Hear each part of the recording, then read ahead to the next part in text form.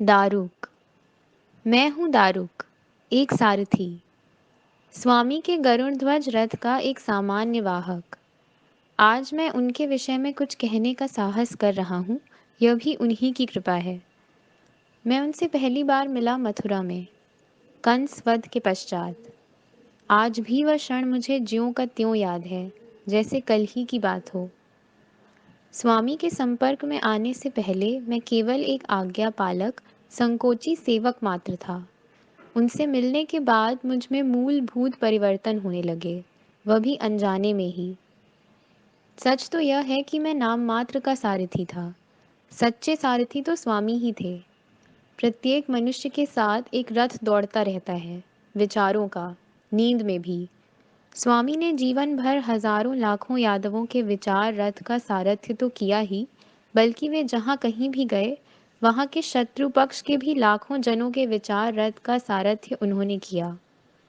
मेरा सौभाग्य यह है कि असंख्य मानवों का विचार सारथ्य करने वाले महापुरुष युगंधर के रथ का सारथ्य मैंने किया, वह भी एक दो दिन नहीं, बल्कि अपनी पहली भेंट से लेकर उनके अंतिम क्षण तक। मेरे स्वामी का जीवन कार्य ऐसा अद्भुत था, मानो कोई कुशल चित्रकार सुंदर रंगों के विविध संयोजन से एक आकर्षक चित्र बनाए और सारा विश्व भौचक्का सा आंखें फाड़ फाड़ कर उसे देखता रहे। जिस प्रकार चित्र बनाते समय अनजाने में ही चित्रकार की तूलिका से रंग के कुछ छींटे इधर उधर छिटक जाते हैं, उसी प्रकार स्वामी के जीवन चित्र के दो चार रंगीन छींटे मेरी अंजलि में आ पड़े हैं। भिन्न भिन्न रोमांचकारी घटनाओं के समय उनके श्रीमुख से प्रवाहित गंगा जल की कुछ बूंदें हैं ये। स्वामी का जीवन रथ उनके गरुड़ ध्वज रथ के समान ही था। गतिमानता उनको अत्यंत प्रिय थी।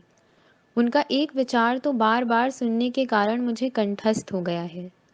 गुलाबी होठों के पीछे छिपी दंत पंक्ति की कुंद कली खिलाते हुए वे मुस्कुरा कर कहा करते थे, वृद्धि और विकास ही जीवन के चिन्ह हैं, इस बात को सदैव स्मरण रखो। मुझसे रहा नहीं गया और एक बार मैंने उनसे पूछा भी, क्या वृद्धि का ही अर्थ विकास नहीं है स्वामी? अपनी स्वाभाविक मोहक मुस्कान के साथ उन्होंने कहा था, दारुक, वृद्धि का अर्थ है बाहरी शरीर की वृद्धि, विकास का अर्थ है संस्कारों से घटित मन की वृद्धि, आंतरिक विकास। उनके इस जीवन दर्शन को मैंने पूर्णतः अनुभव किया। मुझे स्वयं आभास हो रहा है, उनके संपर्क में आने के बाद मुझ में आमूल परिवर्तन आया है। आयु में तो मैं उनसे ज्येष्ठ हूँ, परंतु ज्ञान में मेरी ज्ञान योग्यता को उनके गरुड़ ध्वज रथ के 4 दुग्ध धवल अश्वों, शैव्य, सुग्रीव, मेघपुष्प और बलाहक की गुच्छेदार पूंछों पर पड़े धूलि कणों के समान भी नहीं है। आज वही मैं आपसे कितनी समृद्ध भाषा में बातें कर रहा हूँ, एक पंडित की भांति। यह सब उनके अविस्मरणीय साहचर्य का, उनकी कृपा का प्रभाव ही तो है। इसी घटना को भली भांति समझने के लिए उसकी जड़ तक पहुंच जाने की शिक्षा स्वामी ने बिना कुछ कहे ही दी है मुझे। यह खोज किस प्रकार निरपेक्ष भाव से अलिप्त मन से की जा सकती है, यह भी उन्होंने ही मौन रहकर समझाया मुझे। इसलिए सारथ्य कर्म हेतु यादवों के शूरसेन राज्य में आने से पूर्व हम सूतों का मूल स्थान कौन सा था, मैंने इसकी यथासंभव पड़ताल की है। इसके धागे मगध राज्य के गंगा तटीय प्रदेश तक पहुंचते हैं। स्वामी ने मुझे जो अश्वगीता सुनाई, उसे तो मैं कभी नहीं भूल पाया। मैं जब कहता था, अश्व सभी प्राणियों में सर्वाधिक गति से दौड़ने वाला प्राणी है, तब मुस्कुराकर मेरी भूल को सुधारते हुए स्वामी कहते थे, बंधु दारुक, अश्व से भी अधिक गतिमान होता है मनुष्य का मन। उसको अनुशासन में रखना ही सच्चा सारथ्य है। यह मत भूलो कि अश्वों का भी मन होता है। वे आँख, कान और पूँछों की सरसराहट से अपने मन की बातें कहते रहते हैं। उनको समझ लेना ही सच्चा सारथ्य है। मेरी पत्नी हयमती, मेरे पुत्रों दारुकी, हयकेतु, हयग्रीव और दारुकाक्ष की माता ने भी छाया बनकर जीवन भर मेरा साथ दिया। मेरा ज्येष्ठ पुत्र दारुकी स्वामी के प्रथम पुत्र प्रद्युम्न से आयु में तनिक बड़ा था। वह प्रद्युम्न का सारथी बना। हमारी इकलौती दारुका स्वामी की पुत्री चारुमती की प्रिय सखी थी। द्वारिका में अश्वों के पालन पोषण के लिए हम सारथियों की एक अलग बस्ती थी, परंतु स्वामी के अथवा सुधर्मा राजसभा के किसी भी यादव मंत्री के भवन में हम बिना रोक टोक आ जा सकते थे। आर्य द्वारिकाधीश ने देवी जाम्बवती को अपने रनिवास में बड़े सम्मान के साथ एक विशेष कक्ष की स्वामिनी बनाया था। सभी को कठोर आदेश था कि द्वारिका में कोई नर नारी जन्म के या जन्म से प्राप्त कर्म के आधार पर छोटा बड़ा नहीं माना जाए, बल्कि उसका बड़प्पन उसकी विचार सरणी के अनुसार आंका जाए। उनके ऐसे उदार विचारों और प्रेमल व्यवहार के कारण सभी उनकी ओर अनायास ही आकर्षित हो जाते थे। नवनिर्मित जनपद द्वारिका को सर्वत्र मान्यता प्राप्त हो, इसके लिए स्वामी ने अथक परिश्रम किया। इसी कारण उन्होंने सिंधु सौवीर से लेकर अंग बंग तक और कश्मीर से लेकर पांड्य तक संपूर्ण आर्यावर्त की चारों दिशाओं की यात्रा की। इस यात्रा में स्वामी के गरुड़ ध्वज का सारथ्य करने का सौभाग्य मुझे प्राप्त हुआ। इसी दौरान मुझे द्वारिकाधीश श्री कृष्ण महाराज के उस स्वरूप के दर्शन हुए जो अंतर्बाह्य कितना निश्चल और निर्मल है। उनके इसी स्वरूप का दर्शन दूसरों को भी कराने का मैं यथामति प्रयास करूंगा। मैं जानता हूँ कि इस कार्य के लिए मेरे पास आवश्यक शब्द भंडार नहीं है।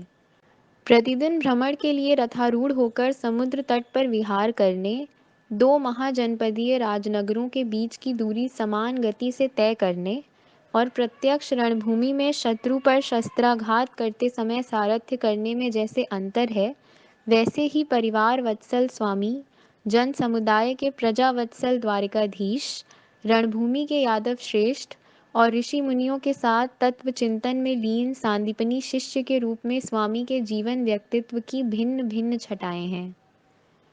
जिस प्रकार उल्टे कुंभों से धप धप करके सीधे गिरने वाली मूसलाधार वायु के झोंकों पर लहराती हुई रिमझिम फुहारें, रुक रुक कर बरसने वाली घटाएं और धूप छाही खेल खेलने वाली श्रावणी वर्षा की असंख्य छटाएं होती हैं, उसी प्रकार मेरे स्वामी द्वारिकाधीश महाराज श्री कृष्ण का जीवन बहुआयामी था। कथन शैली की सभी वल्गाएं हाथ में थामे हुए मैं इस रथ को दौड़ाना चाहता हूँ। क्या मैं यह कर पाऊंगा? प्रयास तो करना ही होगा। मुझ जैसे सारथी की छोटी आंखों में उस युग पुरुष की मूर्ति कैसे समा पाएगी? कैसी विशाल व्योम व्यापी मूर्ति है वह। मेरे सारथी जीवन के गवाक्ष से जितना संभव होगा उतना उस आकाश व्यापी पुरुष के दर्शन करूंगा और उतना आपके समक्ष प्रस्तुत कर सकूंगा। परंतु यह दर्शन केवल एक झांकी है, परिपूर्ण द्वारिकाधीश स्वामी का दर्शन नहीं। स्वामी ने ही एक बार सुवर्णतुला के निमित्त अपनी प्रिय पत्नी देवी रुक्मिणी और देवी सत्यभामा को यह बोध कराया था कि भक्तिभाव से अर्पित किया गया तुलसी दल भी मुझे तौल सकता है। मेरा यह कथन भी उस तुलसी दल के समान ही है। द्वारिका गणराज्य द्वीप समूह पर बसाया गया था। मूल द्वारिका में सुधर्मा सभा के आसपास मंत्रीगणों के निवास स्थान थे। संपूर्ण मूल द्वीप पर सूक्ष्म दृष्टि रखने हेतु दोनों सेनापतियों के निवास स्थान ज्योति स्तंभ की भांति ऊंचे थे। वहां से सेनापति सात्यकी और अनादृष्टि बड़ी सतर्कता के साथ शुद्धाक्ष महाद्वार पर निरीक्षण के लिए रखे गए गवाक्ष से समुद्र पर दृष्टि रखते थे। सेनापति के निवास स्थान के दोनों ओर अन्य दल प्रमुखों के भवन थे। संपूर्ण द्वीप पर सैनिकों के घर समुद्र तट के आसपास फैले हुए थे। कामरूप से आई स्त्रियों के उपनिवेश इस प्रकार बसाए गए थे कि वे दोनों सेनापतियों के दृष्टिपथ में रहें। मूल द्वीप से 30-40 योजन की दूरी पर दूसरा द्वीप था। वह रनिवास द्वीप के नाम से जाना जाता था। नगर जन उस द्वीप को देवी रुक्मिणी का द्वीप भी कहते थे। स्वामी की 8 रानियां थीं। देवी रुक्मिणी जब मूल द्वीप पर निवास करती थीं तब सहज ही रनिवास का द्वीप देवी सत्यभामा के अधिकार में चला जाता था। अन्य 7 रानियों की अपेक्षा देवी रुक्मिणी का स्वभाव और आचरण भिन्न था। उनके दर्शन होते ही मेरी आंखों के समक्ष स्वामी की मूर्ति खड़ी हो जाती थी। वे मानो स्वामी की छाया ही थीं। उनके जैसी तो केवल वही थीं। मेरी माता का देहांत मेरी अबोधावस्था में ही हो गया था। आयु में मुझसे बहुत छोटी होते हुए भी देवी रुक्मिणी ने मुझे माता की कमी का आभास कभी नहीं होने दिया। मेरा उनको देवी महारानी कहना उन्हें अच्छा नहीं लगता था। माँ माता कहने पर उनका मुखमंडल मातृ भाव से खिल उठता था।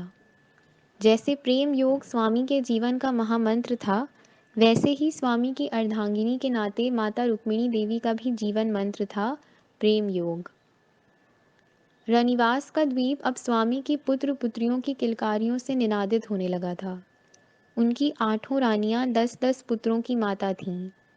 बाल यादवों की संख्या 80 को भी पार कर गई थी। उनकी पुत्री चारुमती की कुछ सौतेली बहनें भी थीं। मेरी समझ में आया था कि कुरुक्षेत्र पर सूर्यग्रहण के दिन पांडव और उनकी माता कुंती देवी से प्रथम भेंट होने के पश्चात स्वामी के व्यवहार में बड़ा परिवर्तन हुआ था। 18 कुलों के अपने यादवों की अपेक्षा वे पांडवों का अधिक ध्यान रखने लगे थे। उनके ही एक महत्वपूर्ण कार्य के लिए हम द्वारिका से उपलाव्य गए थे। वहां से गरुड़ध्वज रथ में स्वामी के साथ मैं और सेनापति सात्यकी इन्हें गिने यादव योद्धाओं को लेकर हस्तिनापुर पहुंचे थे। कंस, नरकासुर, काल्यवन, श्रृगाल, शतधन्वा जैसे दुर्जनों का नाश करने वाले मेरे स्वामी का स्वागत सर्वत्र ही हर्षोल्लास के साथ हुआ था। परंतु इस समय हस्तिनापुर वासियों ने हमारा जो स्वागत किया उसे मैं कभी भूल नहीं पाऊंगा। स्वामी की यह हस्तिनापुर भेंट अत्यंत महत्वपूर्ण थी। कौरव पांडवों में राज्याधिकार के यक्ष प्रश्न पर बने पराकोटी के तनाव को युद्ध की ओर खींचने वाला यह क्षण था। स्वामी की यह हस्तिनापुर भेंट संधि दौत्य के लिए थी। मैंने उनको कुरु राजसभा तक जैसे तैसे पहुंचाया था। चींटियों की तरह एकत्र हुए हस्तिनापुर वासियों ने उन्हें जैसे घेर लिया हो।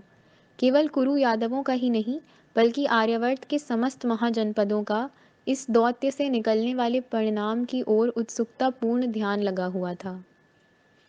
स्वामी को कुरु राजसभा के निकट पहुंचाकर सेनापति सात्यकी और शस्त्र सज्ज योद्धाओं के मंडल को उन्हें सौंपकर मैं राजभवन के बाहर ही रुक गया था। सभागृह में क्या हुआ यह तो मुझे ज्ञात नहीं हुआ, परंतु घटिका भर में ही पितामह भीष्म, महामंत्री विदुर, मंत्री संजय, महारथी कर्ण, अमात्य वृषवर्मा जैसे कुरुश्रेष्ठों के साथ सभागृह से बाहर आए मेरे स्वामी द्वारिकाधीश महाराज श्री कृष्ण का मुखमंडल कुछ अलग ही दिख रहा था। वह कुछ कठोर और कठिन निर्णय लेने से दृढ़तापूर्ण दिख रहा था। उनकी चाल सदैव धीर समीर के झोंके की भांति सहज होती थी, परंतु आज वे मल्ल योद्धा भीमसेन की भांति अपने सुदृढ़ शरीर का भान रखे हुए प्रत्येक पग जैसे धरती में गड़ा कर चल रहे थे। मैं गरुड़ ध्वज को उनके समीप ले गया। स्वामी ने सेनापति सात्यकी को पिछले रथ में बैठने का संकेत किया। सबको आश्चर्य में डालकर रथारूढ़ स्वामी ने अचानक अपना बायां हाथ अंगराज कर्ण की ओर बढ़ाया और उनसे कहा, आओ महाबाहु, मुझे तुमसे बात करनी है। महारथी कर्ण भी बिना आनाकानी किए गरुड़ ध्वज पर आरूढ़ हो गए। स्वामी ने आदेश दिया, चलो दारुक, रथ हस्तिनापुर की सीमा की ओर ले चलो। अब कहीं भी मत रुको। मैंने अपने चारों अश्वमित्रों को उनके नाम से पुकारकर दौड़ने का संकेत किया। रथ ने गति पकड़ी। रथ की छत को सुशोभित करने वाली छोटी छोटी स्वर्णिम घंटिकाएं मधुर ध्वनि से छन छन करने लगीं। हमारे पीछे पीछे सेनापति सात्यकी और अन्य योद्धाओं के रथ चल पड़े। मैंने तभी ताड़ लिया था कि स्वामी को अंगराज कर्ण से कुछ विशेष बात करनी है, जिसके लिए उन्हें एकांत स्थान की आवश्यकता है। यह क्षण मेरे जीवन का एक चिरस्मरणीय क्षण था। हम सूत पुत्रों में से ही एक अंगराज की पदवी प्राप्त ब्रह्मास्त्रधारी दानवीर महारथी को स्वामी के साथ वहन करने का सौभाग्य मुझे प्राप्त हुआ था। किंतु मैं उस उलझन में था कि कुरु सभा के अन्य सभी को छोड़कर द्वारिकाधीश ने एक सूत पुत्र को ही इतने आदर से अपने साथ क्यों लिया है। उन दोनों वीर पुरुषों को हस्तिनापुर की सीमा से बाहर एक घेरदार वट वृक्ष के नीचे उतारकर मैं दूर एक ऊंचे खादिर वृक्ष की छाया में गरुड़ ध्वज के साथ ठहर गया। कुछ समय पश्चात दोनों वीर लौटे और गरुड़ ध्वज के पास आए। स्वामी ने मुझे आदेश दिया, दारुक, अंगराज को राजनगर में सभागृह तक पहुंचा दो।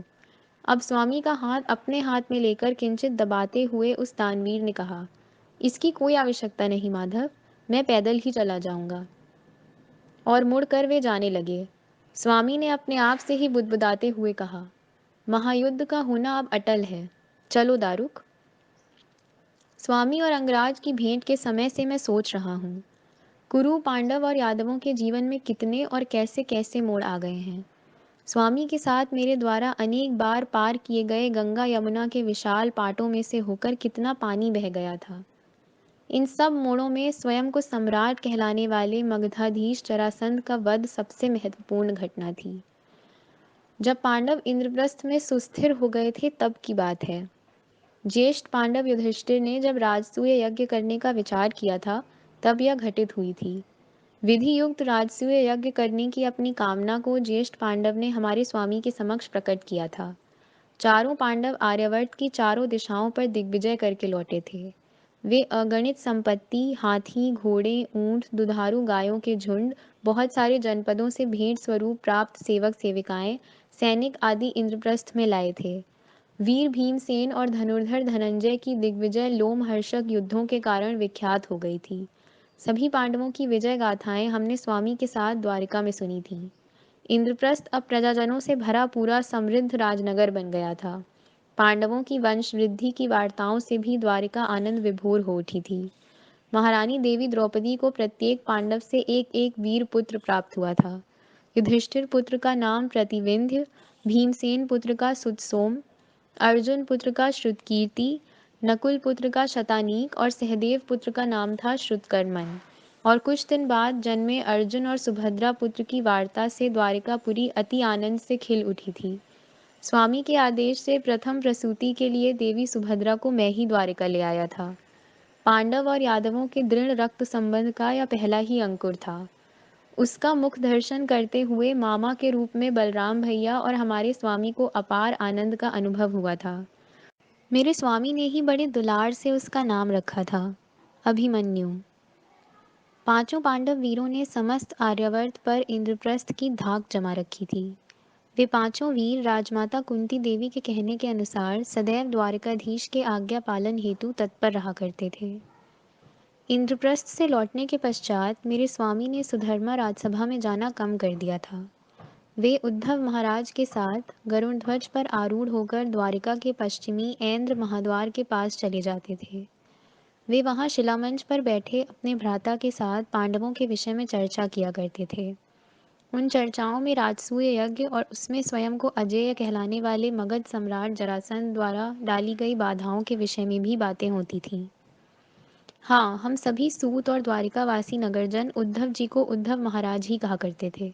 वास्तव में द्वारिका के महाराज थे महाराज वसुदेव, परंतु किसी भी युद्ध में भाग न लेने वाले, जीवन संबंधी बहुमूल्य विचारों को सीधे सादे सरल शब्दों में लोगों तक पहुंचाने वाले ये स्वामी बंधु उद्धव जी भी एक अलग ही अर्थ में महाराज बन गए। महाराज वसुदेव, आचार्य सांदीपनी, बलराम भैया के पश्चात सर्वत्र इनका ही आदर किया जाता था। उन्होंने अपनी मधुर वाणी और आचरण से द्वारिका वासियों के मन जीत लिए थे। महाराज वसुदेव द्वारिका के राज सिंहासन के स्वामी थे और उद्धव महाराज जन मन के। यादव मंत्रिमंडल के एक मंत्री स्वयं उद्धव महाराज के पिता देवभाग भी उनका आदर करते थे। इस बात से उद्धव महाराज को संकोच होता था। उनकी इसी विनम्रता के कारण सभी मंत्रीगण उनका इतना आदर करते थे जितना कि द्वारिकाधीश का। अपनी अंगभूत विनम्रता के कारण ही उन्होंने द्वारिका के मंत्रिमंडल में अधिकार का कोई भी स्थान ग्रहण नहीं किया था।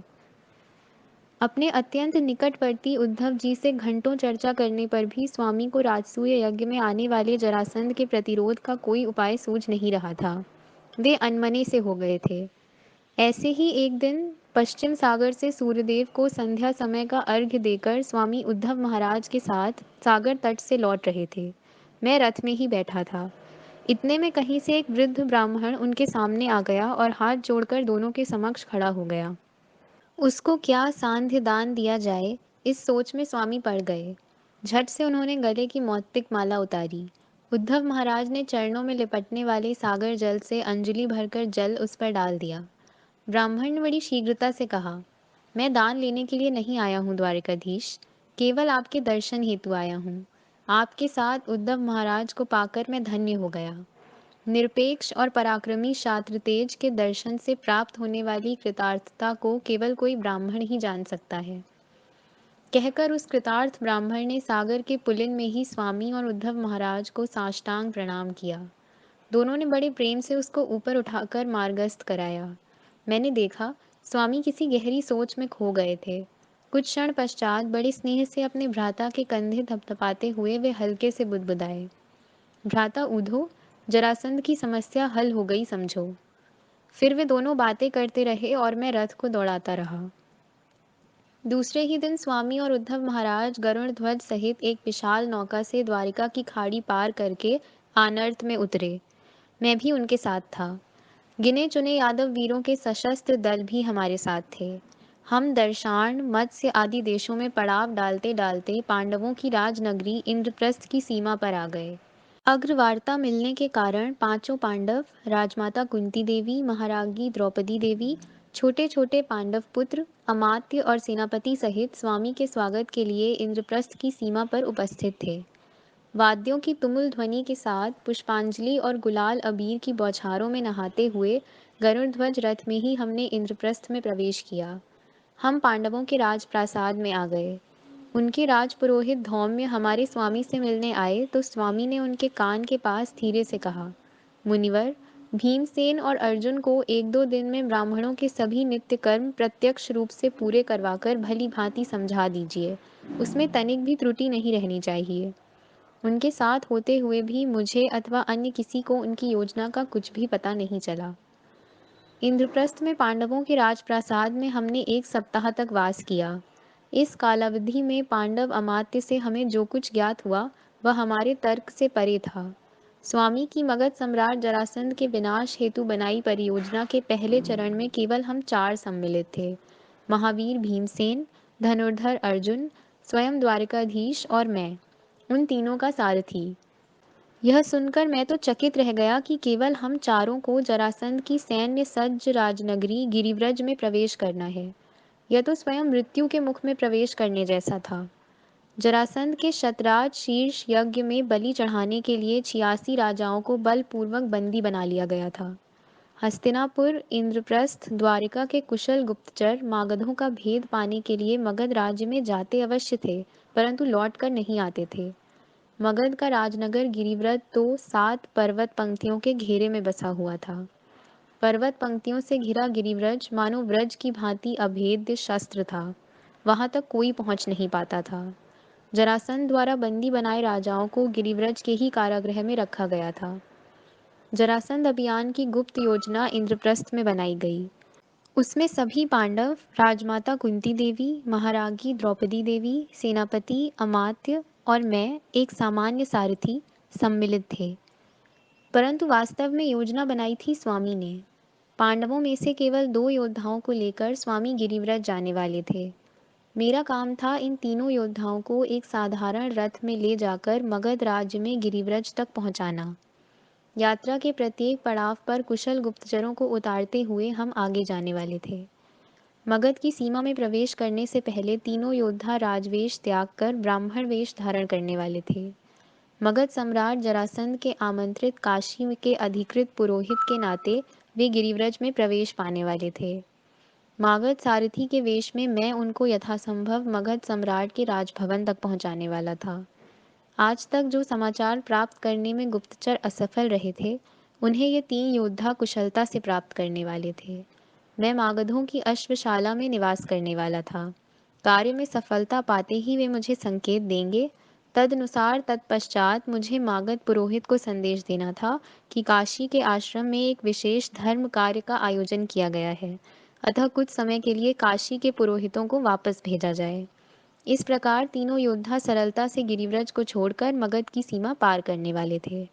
उनके पश्चात इंद्रप्रस्थ, द्वारिका और उनके मित्र गणराज्य एकत्र होकर जरासंध द्वारा बंदी बनाए राजाओं के पौरजनों का आवाहन कर उनकी भी सहायता प्राप्त करने वाले थे। उसके बाद सबको मिलकर मगध पर प्रबल प्रहार करना था। अभियान का यह दूसरा चरण था। इसका प्रमुख उद्देश्य था बंदी बनाए गए 86 राजाओं की मुक्ति। इसलिए जरासंध का विनाश आवश्यक था। इंद्रप्रस्थ वासियों ने हम चारों को विदा दी। यमुना नदी पार करके हमने पांचाल राज्य में प्रवेश किया।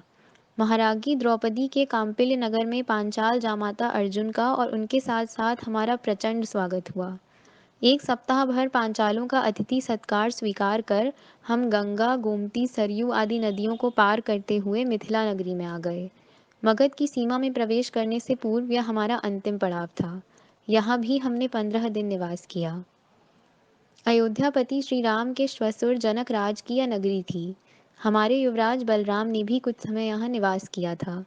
परंतु इस समय राजा जनक का वंशज विदेह नरेश जरासंध का बंदी बना हुआ था। अपने राजा की प्रतीक्षा कर करके विदेह की प्रजा हताश हो गई थी। बाल राजकुमार को सिंहासन पर बिठाकर विदेह के अमात्य और सेनापति शासन चला रहे थे। अंततः हम मगध सीमा पर आ गए।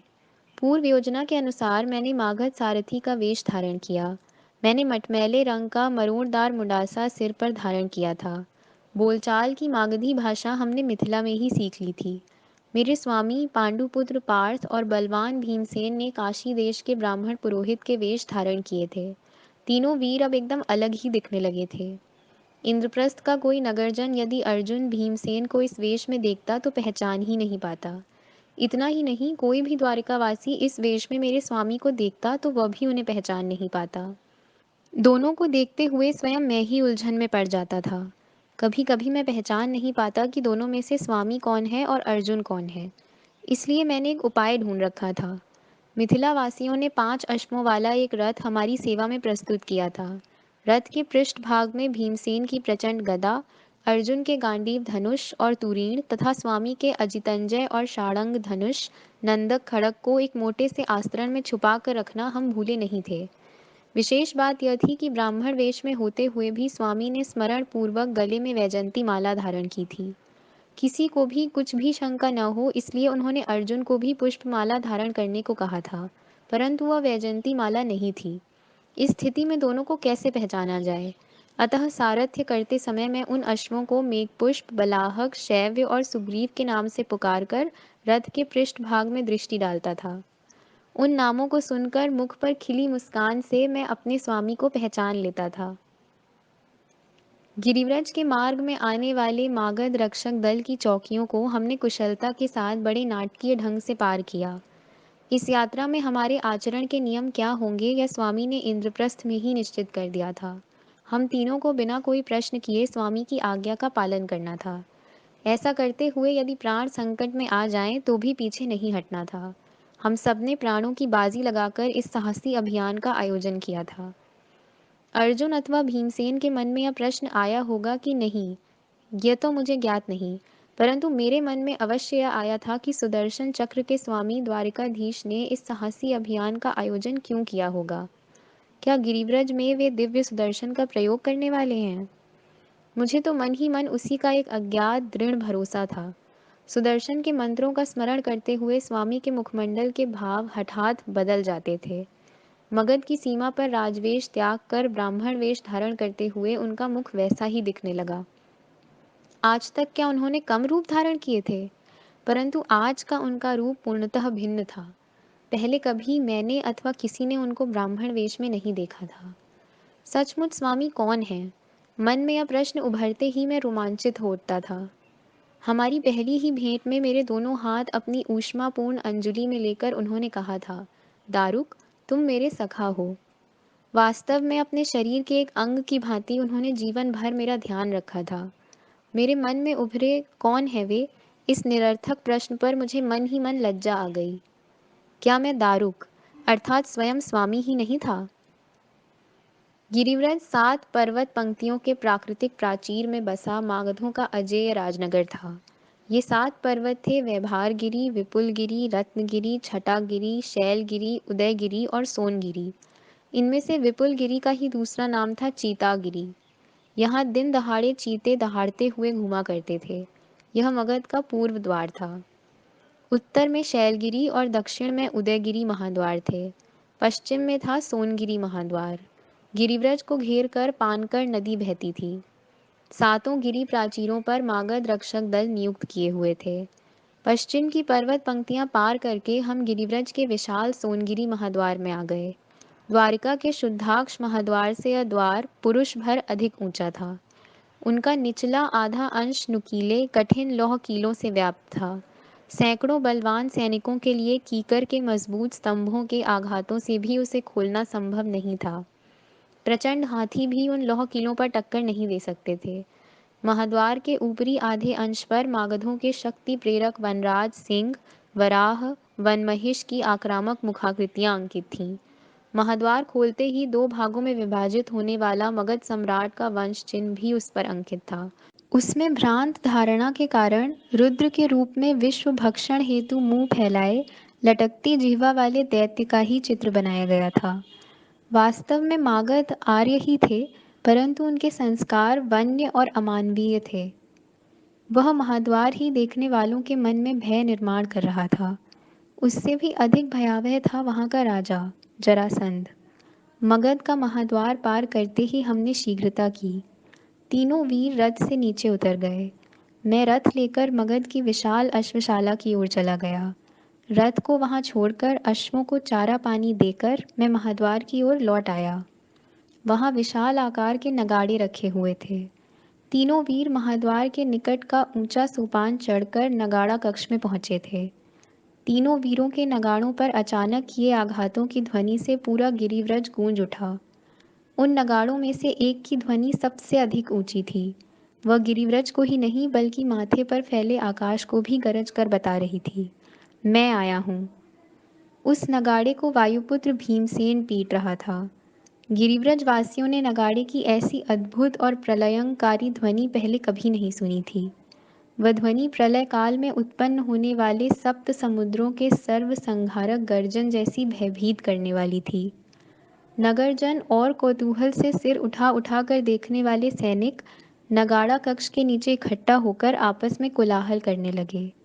वे समझ नहीं पा रहे थे कि सोपान चढ़कर नगाड़ा कक्ष तक कैसे पहुंचा जाए, क्योंकि पूर्व योजना के अनुसार बलवान भीमसेन ने एक प्रचंड पाषाण खंड बीच में रखकर सोपान चढ़ने का मार्ग बंद कर दिया था।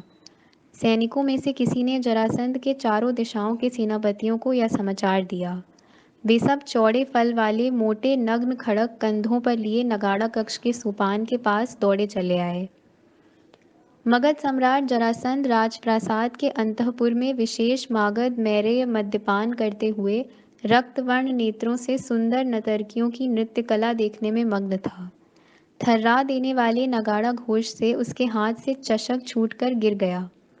उसने आंखें फाड़ कर आदेश दिया, कौन पीट रहा है इस प्रकार नगाड़ा? ले आओ उसको। सम्राट की आज्ञा का पालन करने के लिए सेनापति कटिबद्ध हो गए। सैनिकों को तैनात करके उन्होंने नगाड़ा कक्ष तक पहुंचने में बाधा बने पाषाण खंड को बड़े प्रयास से सोपान से हटाया।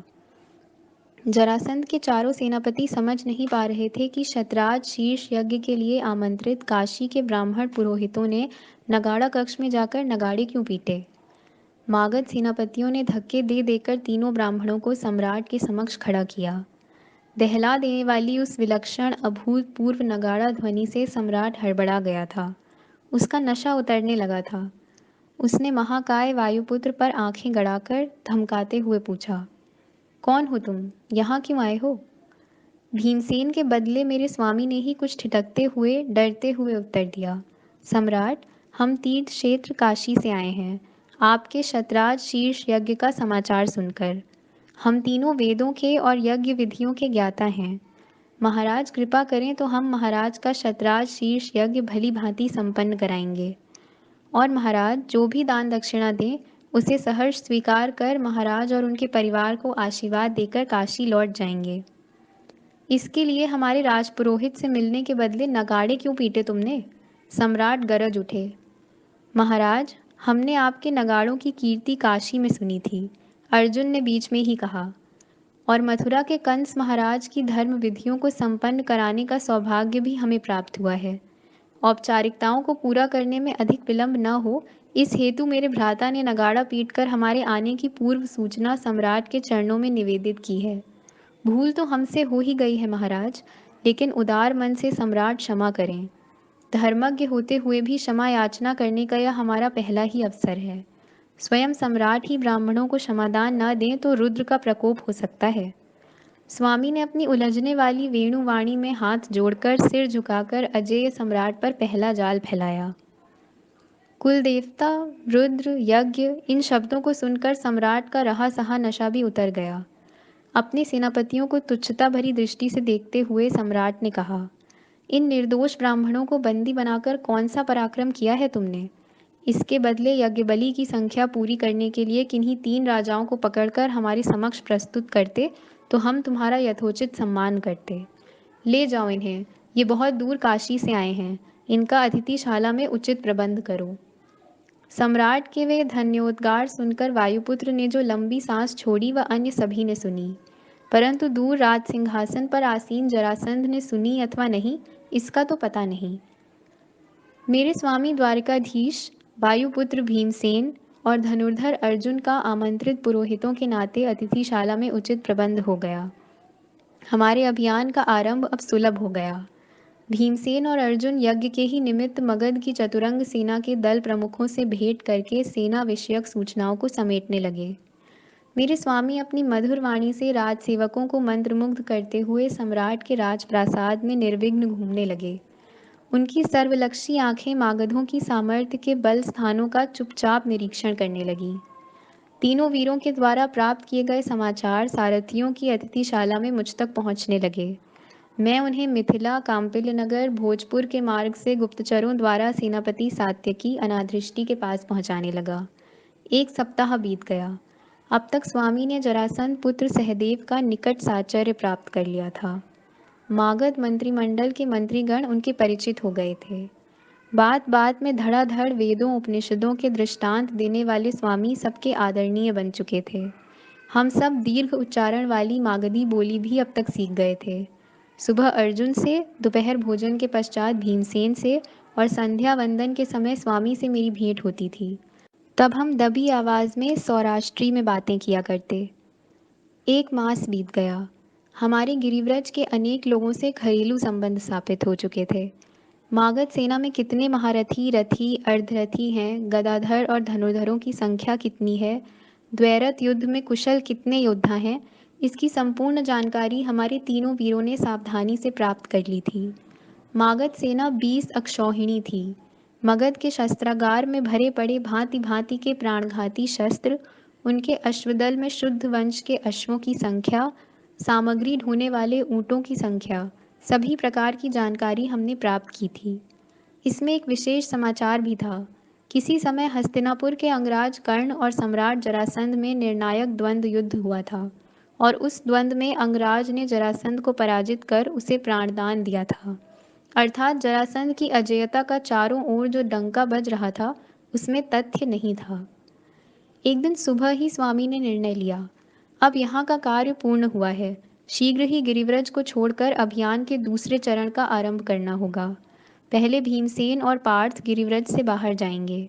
यहाँ के रथ दल प्रमुख से कहकर मैंने उनके लिए रथ का प्रबंध कर दिया है। भीमसेन और अर्जुन के यहाँ से चले जाने के पश्चात मिथिला का जो रथ हम लाए हैं, उसी को लेकर मैं और दारुक भी गिरिव्रज की सीमा को पार करेंगे। यहाँ से निकलने का निश्चित समय मैं शीघ्र ही तुम तीनों को सूचित कर दूंगा। मिथिला में हम फिर से मिलेंगे। बहुत दिनों के पश्चात स्वामी के मुख पर उनकी स्वाभाविक मधुर मुस्कुराहट खिल उठी। उनका दाहिनी ओर का दांत चमक उठा। इसका स्पष्ट अर्थ था कि हमारा अभियान निर्विघ्न सफल होने वाला है। इस गुप्त भेंट के पश्चात मगध की अश्वशाला से हम भिन्न भिन्न दिशाओं में फैल गए। पिछले कई दिनों से मेरे मन पर जो बड़ा भारी बोझ था, वह स्वामी की मुस्कान देखते ही हट गया। मैंने बड़े उत्साह से परिचित मागध पौरजनों से अल्पकालिक विदा भी ली। मैंने उनसे कहा, हमारे काशी के आश्रम में गुरुदेव एक महायज्ञ करने जा रहे हैं। उसे संपन्न करते ही हम शीघ्र ही लौट आएंगे। परंतु परंतु जिसे मैं जीवन भर नहीं भुला पाया, ऐसी संध्या उस दिन गिरिव्रज की पर्वत श्रेणियों पर उतर आई थी। काशी से आए ब्राह्मण पुरोहित गुप्त रूप से दल प्रमुखों से मिल रहे हैं। वे चतुरंग दल सेना में घूम रहे हैं। यह समाचार न जाने किस तरह सम्राट तक पहुंच गया। वह शंकाग्रस्त हो गया। अमात्य और चारों सेनापतियों को लेकर दनादन पैर पटकता हुआ वह अतिथिशाला में आ पहुंचा। पहले कभी भी वह अतिथिशाला में नहीं आया था। केवल आदेश देकर अपना मनचाहा काम करवाना ही उसका सम्राट धर्म था। अतिथिशाला के प्रवेश द्वार से अंदर आते ही वह चिल्लाया, कहाँ है वह मथुरा का भगोड़ा ग्वाला? गोमंत पर्वत पर धोखा देने वाला वह कपटी कहाँ है? किस यज्ञ के लिए आया है वह? उसी का सिर काटकर मैं शत शीर्ष यज्ञ का आरंभ करूंगा। उसका पीछा करने के लिए मैंने मथुरा गोमंत तक दौड़ धूप की थी। आज वह स्वयं चलकर मेरी मुट्ठी में आ गया है। सेनापति, उसके साथियों सहित उसको मेरे समक्ष प्रस्तुत करो। अत्यधिक क्रोध से मगध सम्राट का शरीर थर थर कांप रहा था। एक सेनापति अतिथिशाला के अंदर जाकर तीनों काशीवासी पुरोहितों को ले आया। सबसे पहले अर्जुन के समक्ष खड़े होकर सम्राट गरज उठा। सच कहो, कौन हो तुम? काशीवासी कि इंद्रप्रस्थवासी? तनिक भी विचलित न होते हुए अर्जुन ने कहा, सम्राट, मैं काशीवासी हूँ।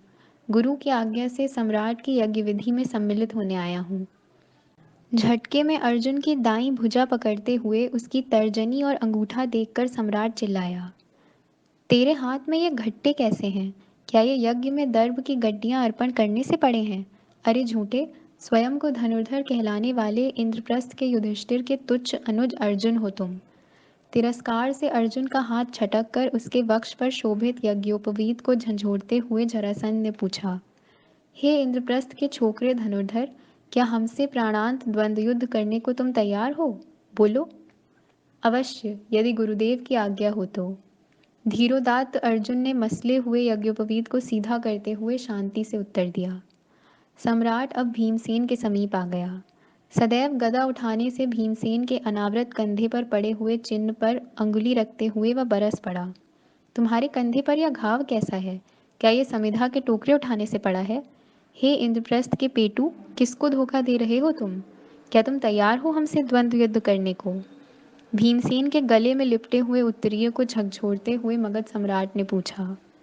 क्रोधित भीमसेन ने जरासंध की ग्रीवा को दबोच लिया। जैसे भूख उसके वश में नहीं थी, वैसे ही क्रोध भी।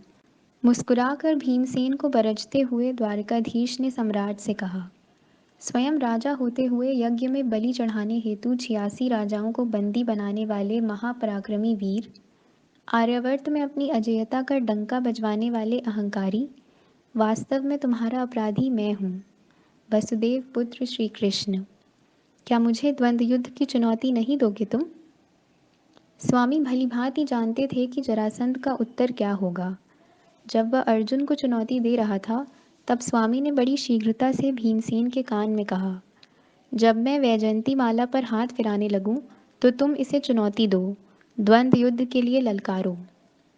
स्वामी का वध करने के लिए 17 बार मथुरा पर चढ़ाई करने वाला वह घमंडी सम्राट उद्दंडता से गरज उठा, मेरे जामाता का वध करने वाले नराधम ग्वाले, मैं तुम्हें छोड़ूंगा नहीं।